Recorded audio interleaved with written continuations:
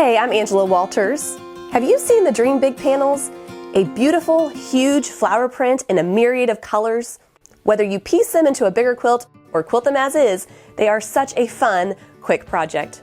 For my Dream Big quilt panel, I used the layered machine quilting technique to create this completely different looking quilt. In this video, I'll give you a sneak peek into the process of quilting it so you can try quilting one of your own. And be sure to stick around to the end of the video because I'm going to show you even more ways you can use this technique on your quilt. For this quilt, I used the Dream Big panel in prism and a solid black fabric. First, I layered both fabrics on my long arm, with a rainbow fabric first and then solid black on top.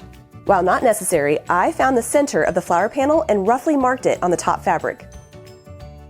My plan is to quilt a swirl chain that circles the flower. So I'm going to start by quilting the top part of the swirl chain.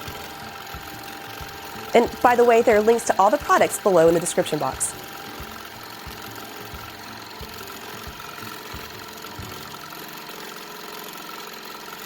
Then I'll add a smaller swirl chain closer to the corners.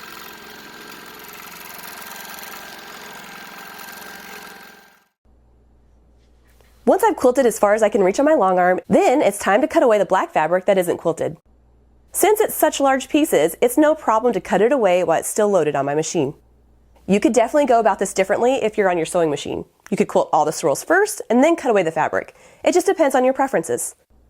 But the kicker is I'm only going to cut away the areas I can reach with my long arm right now. I love, love, love how the dark fabric makes the rainbow flower look like it's glowing. While I'm here, I might as well go ahead and quilt this area. Using the same shiny candy apple red thread, I'm going to quilt some wavy lines that look as though they're radiating from the center. This will help draw attention to the swirl chain as well as the center of the quilt. After I advance the quilt a couple of times, I find myself at the center of the quilt. Roughly marking some guidelines around the center will help me ensure that my motif is somewhat centered, although I'm definitely not too worried about it.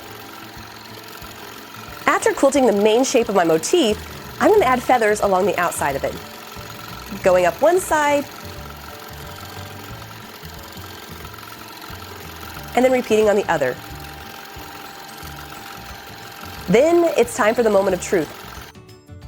It's time to cut away the fabric from the center and see if my motif is somewhat close to being centered.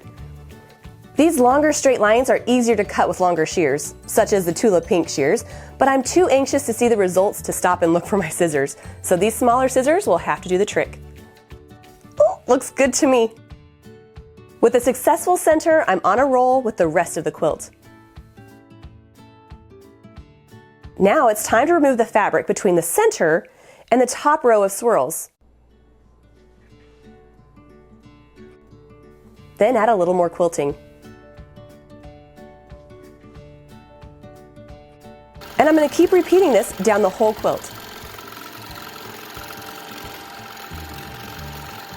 Quilting and cutting and then quilting some more.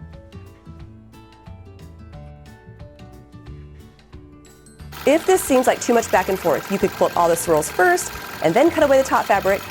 Or if it seems like too much fabric to waste, instead of putting one large piece of fabric on top, you could just put pieces where you plan to quilt. Until, at last, I'm finished. I love how this layered technique gives this quilt a completely unexpected look, and it's really easy. If you want to try this quilt out for your very own, check out the description box below, and you'll find all the links to the products I've used, as well as where to find those panels. And if you've enjoyed this technique, be sure to subscribe to my YouTube channel because we're working through a video series that shows you exactly how to use this technique in different ways on your quilts. Happy quilting!